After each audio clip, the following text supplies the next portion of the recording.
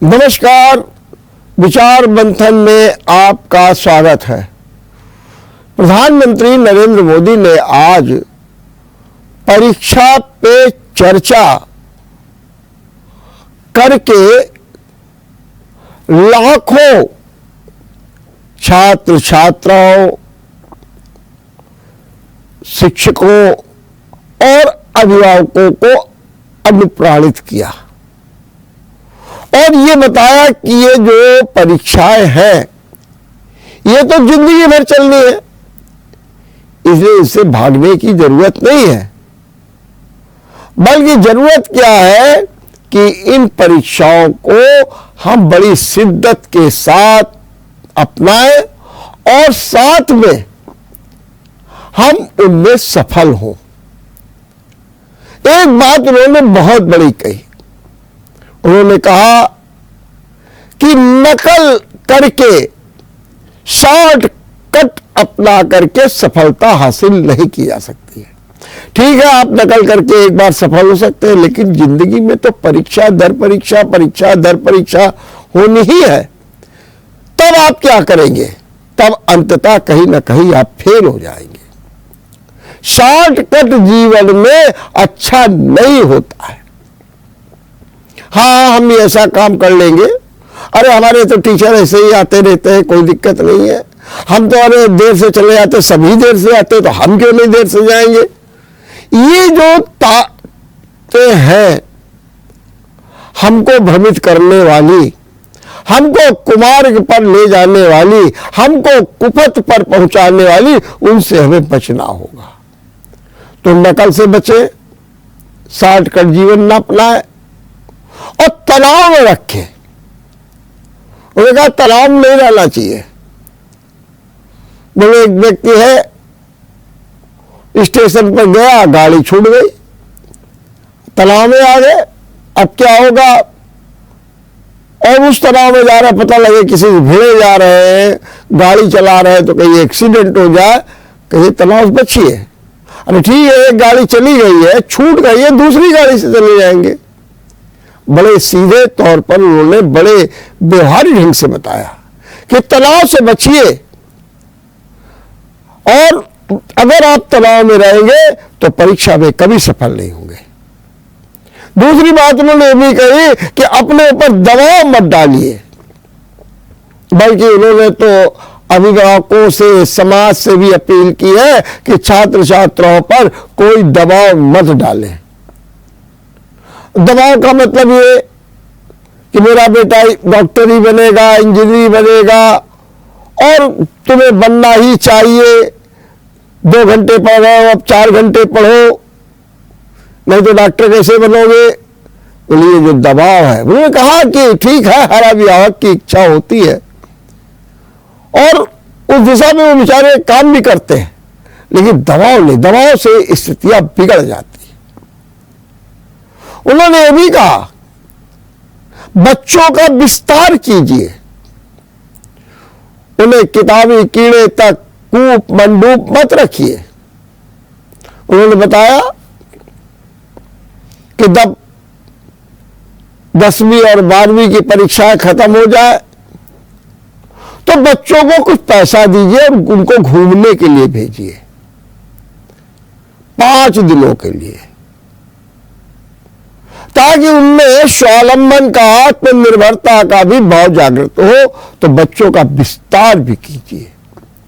बहुत से बच्चे होते हैं स्कूल से बस्ता किताब उसी तक सीमित रहते हैं। इससे होता क्या है कि बच्चों का सर्वांगीण विकास नहीं हो पाता। हम लोग बहुत पढ़ते रहेंगे, बच्चों का सर्वांगीण विकास कीजिए। तो ये सर्वांगीण विकास के जो सूत्र है वो प्रधानमंत्री ने शिक्षकों को भी एक नसीहत दी। उन्होंने कहा कि जब कोई भी छात्र आपसे कोई प्रश्न पूछे, आप उसका उत्तर दीजिए, क्योंकि छात्र छात्राओं में जिज्ञासा होती है, जिज्ञासा, और जिसमें जितनी जिज्ञासा होती है वह व्यक्ति उतना ही श्रेष्ठ होता है। और उसकी सफलता का सबसे बड़ा संबल होता है जिज्ञासा। उन्होंने कहा यह संभव है कि अगर कोई छात्र ने कोई क्वेश्चन पूछा और उसका जवाब शिक्षक के पास तत्काल नहीं है या पूरा नहीं है, तो शिक्षक को चाहिए कि वह छात्र से कहे कि आपका जो सवाल है बहुत बढ़िया है, बहुत श्रेष्ठ है, और इसका उत्तर विधिवत देना है, और कह दीजिए कि हम इसका उत्तर अब कल देंगे। शिक्षकों से कहा अधूरा उत्तर मत दीजिए, टरकाने वाला उत्तर मत दीजिए, क्योंकि यदि आप ऐसा करते हैं तो ये छात्र छात्राओं के साथ बहुत बड़ा अन्याय होता है। तो अन्याय नहीं होना चाहिए। और उन्होंने भी कहा कि छात्र छात्राओं को एक से अधिक भाषाओं का भी ज्ञान होना चाहिए। करें, ज्ञान प्राप्त करें, और ज्ञान प्राप्त करके निश्चित रूप से अपने बहुआयामी व्यक्तित्व को विकसित करें। और उन्होंने कहा कि जितना हमको जीतने की ललक होगी उतने ही हमारी परीक्षाएं श्रेष्ठ होती जाएंगी। तो शिक्षकों को नसीहत, अभिभावकों से अपेक्षा, छात्र छात्राओं को दिशा निर्देश, मार्गदर्शन, ये सब ऐसे बिंद रहे जिससे उनमें एक नया जो है संचार हुआ, शैक्षिक संचार हुआ। मोदी जी के इस कार्यक्रम को विभिन्न राज्यों में स्कूलों में देखा गया। 38 लाख छात्रों ने तो बाकायदे रजिस्ट्रेशन कराया था। 200 छात्र और शिक्षक आदि शामिल हुए, और विभिन्न राज्यों में भी ये कार्यक्रम किए गए। प्रधानमंत्री ने ये पहली बार नहीं, ये हर बार परीक्षा के पहले छात्र छात्राओं को एक नया उत्साहवर्धन करने के लिए प्रधानमंत्री आयोजन करते हैं, और इससे एक बहुत बड़ी मानसिकता भी विकसित होती है, व्यवहारिकता को बल मिलता है, और परीक्षा में भी एक उत्साह जागृत होता है। आज की दूसरी खबर, एक सर्वे कराया गया एक चैनल ने, और सर्वे किस बात का था?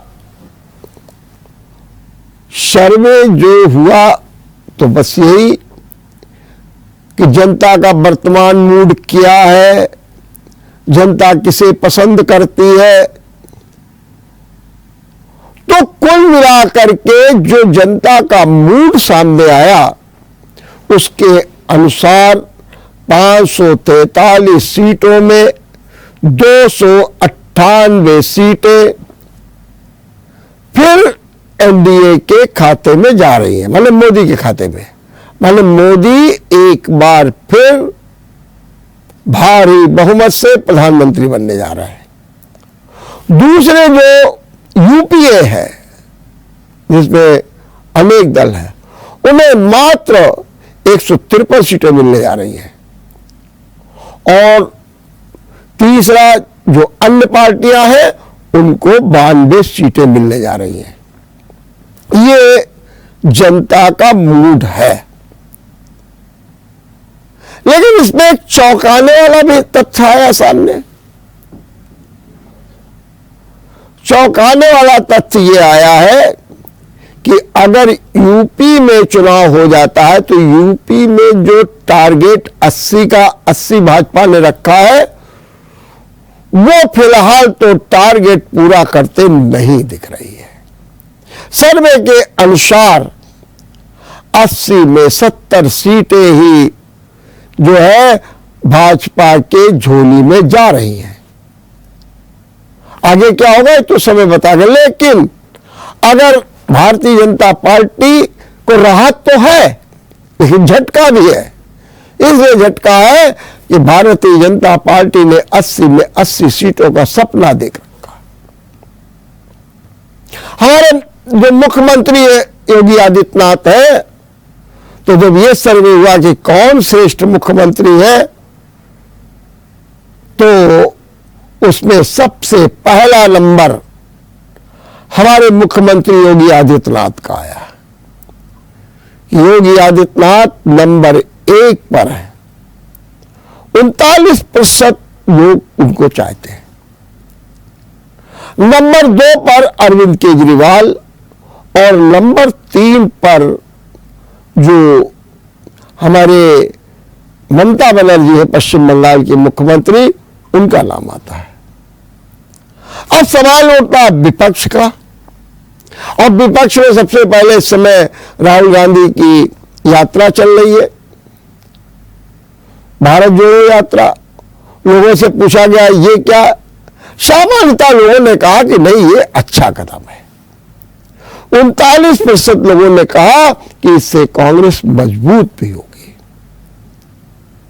यह भी कहा कि खाली 9% कहते हैं कि कोई असर नहीं पड़ेगा, लेकिन शेष लोग ये कहते हैं कि नहीं, असर है। कोई कहता है कि राहुल गांधी की छवि ठीक हुई है, कोई कहता है कांग्रेस मजबूत होगी। लेकिन अगर आंकड़ों की बात करें तो ये जो आंकड़ा है संसद में, कह रहे हैं कि भाई कुछ भी हो जाए, फिलहाल तो कांग्रेस 100 का आंकड़ा भी छूते नजर नहीं आ रही है। माने इस समय 53, लेकिन 100 का भी आंकड़ा नहीं छू पाएगी। एक बड़ा दिलचस्प सवाल, विपक्ष का नेता कौन हो सकता है? 26% लोग कहते हैं कि विपक्ष के नेता के रूप में अरविंद केजरीवाल नंबर 1 पर है। अरविंद केजरीवाल। नंबर 2 पर कौन है विपक्ष का नेता? ममता बनर्जी। नंबर 3 पर कौन है? तो कहते हैं नंबर 3 पर जो है वो राहुल गांधी आते हैं विपक्षी नेता के रूप में। माने विपक्ष का जो नेता है उसके रूप में अगर सर्वे किया गया तो उस सर्वे में ये नाम है। सर्वे ये भी किया गया कि भारतीय जनता पार्टी में नरेंद्र मोदी के बाद उत्तराधिकारी कौन होगा। तो आपको ये जानकर आश्चर्य होगा कि 25% लोग कहते हैं कि उत्तराधिकारी के रूप में अमित शाह होंगे, लेकिन 24% लोग कहते हैं कि उत्तराधिकारी के रूप में मुख्यमंत्री योगी आदित्यनाथ होंगे। नितिन गडकरी का नाम भी है, लेकिन कह रहे हो 11% लोग उनको चाहते हैं। ये सर्वे कांग्रेस में पूछा गया कि कांग्रेस को किस से उम्मीदें हैं। राहुल गांधी को माना जा रहा है, मनमोहन सिंह को माना जा रहा है, सचिन पायलट को माना जा रहा है, लेकिन सबसे कम वोट अगर जा रहे हैं तो वो सबसे कम वोट जा रहे हैं मल्लिका अर्जुन के खाते पे। माने 3% लोग कहते हैं हाँ मल्लिका अर्जुन भी एक अपनी अहम भूमिका का निर्वाह कर सकते हैं।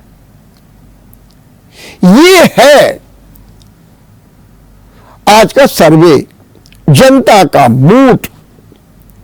और जनता का मूड ये तेजी के साथ बता रहा है कि अगर आज चुनाव हो जाए,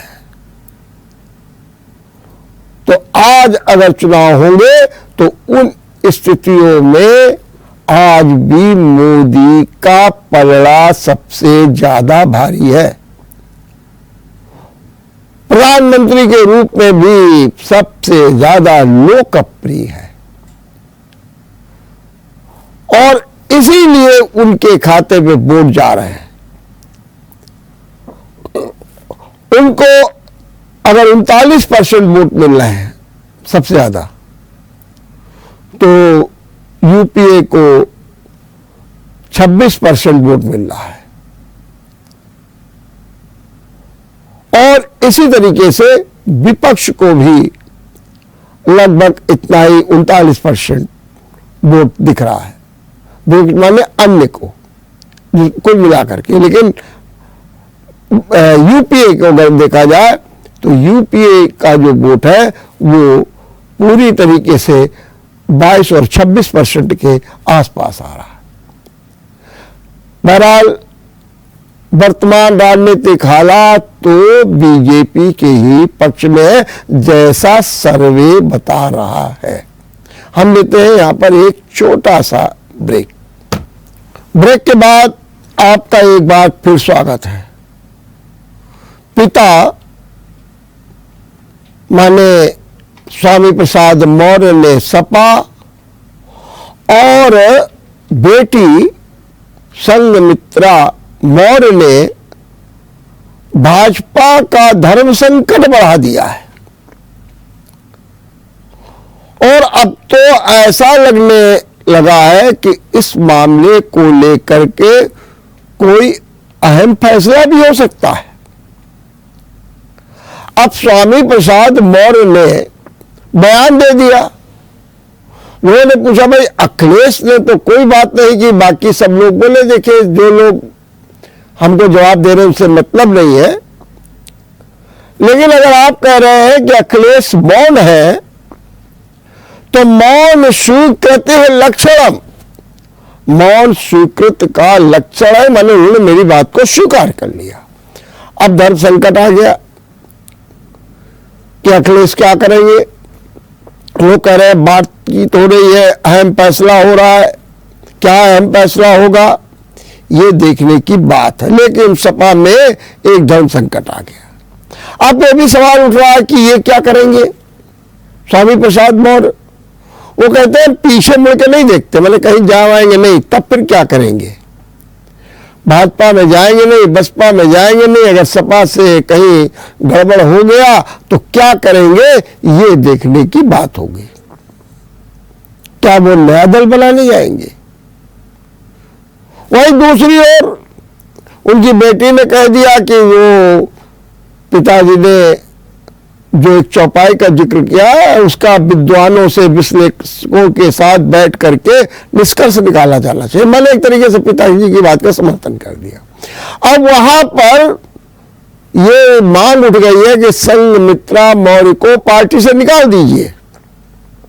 वहां के एक मंत्री हैं जयवीर सिंह, उन्होंने कहा कि संघमित्रा मौर्य तय करें पिता के साथ रहना है या पार्टी के साथ रहना है। और इस बात की मांग बहुत जोरों पर हो गई है।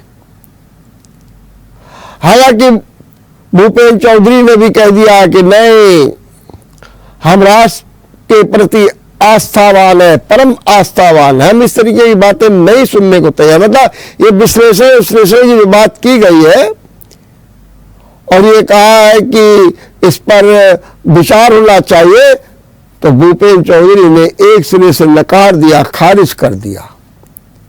अब बीजेपी क्या करेगी और सपा क्या करेगी ये देखने की बात होगी। हालांकि स्वामी प्रसाद मौर्य लगातार मुखर है और अपनी बात पर अडिग है। अब तो ये तक हो गया कि जिन लोगों ने ये कहा कि स्वामी प्रसाद मौर्य की जीप काट के लाओ तो 51,000 रुपए देंगे, किसी ने कहा मुंह काला करके आओ तो ये देंगे, तो स्वामी प्रसाद मौर्य ने पलटवार करते हुए उन्हें कहा ये आतंकवादी है, ये जल्लाद है। तो उनकी संज्ञा उन्होंने आतंकवादियों को से दे दी। अब मामला और बढ़ रहा है। ये पहले कह ही चुके हैं कि भाई अब हम मंदिरों में नहीं जाएंगे। अब कह रहे हैं कि चूंकि हमने ऐसा मामला उठा दिया है कि संत महात्माओं के लिए भी एक संकट खड़ा हो गया। बहरहाल मानस को लेकर के जो विवाद है वो बरकरार है और आरोप प्रत्यारोप जारी है। एक दिलचस्प किस्सा भी आया सामने। लोग कि हमारे नेताओं को कुर्सी का कितना मोह होता है वो आप देखिए। एक वर्तमान मंत्री और एक पूर्व मंत्री केवल एक कुर्सी के लिए भिड़ गए, और किसके सामने भिड़ गए? मुख्यमंत्री योगी आदित्यनाथ की मौजूदगी में भिड़ गए, डिप्टी सीएम ब्रजेश पाठक की मौजूदगी में मिल गए। और हुआ क्या? हुआ ये कि कल गणतंत्र दिवस पर अनेक कार्यक्रम थे, तो एक कार्यक्रम में मुख्यमंत्री पहुंच गए, डिप्टी सीएम पहुंच गए, इसी बीच मंच पर वर्तमान और पूर्व अल्पसंख्यक मंत्री पहुंच गए, माने वर्तमान दानिश अंसारी और पूर्व मोहसिन रजा। अब मोहसिन रजा ने क्या किया कि जिस कुर्सी पर मंत्री जी को बैठना था वो कुर्सी खींच ली, बैठ गए, धकिया दिया मंत्री को, भिड़ गए दोनों आपस में। और ये नजारा देख करके लोग हतप्रभ हो गए, अरे भाई ये क्या हो रहा है? तो अंत में यही कहा कि जय हो कुर्सी, जय हो कुर्सी, जय हो कुर्सी।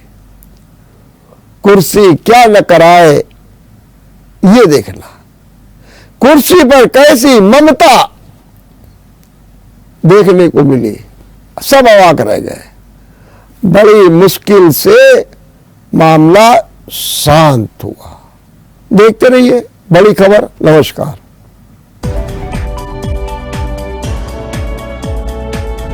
अगर आपको हमारा वीडियो पसंद आया हो तो हमें लाइक करें, सब्सक्राइब करें और ज्यादा से ज्यादा शेयर करें। और हाँ, बेल आइकॉन दबाना ना भूलें ताकि हर खबर का अपडेट आप तक पहुंचे तुरंत।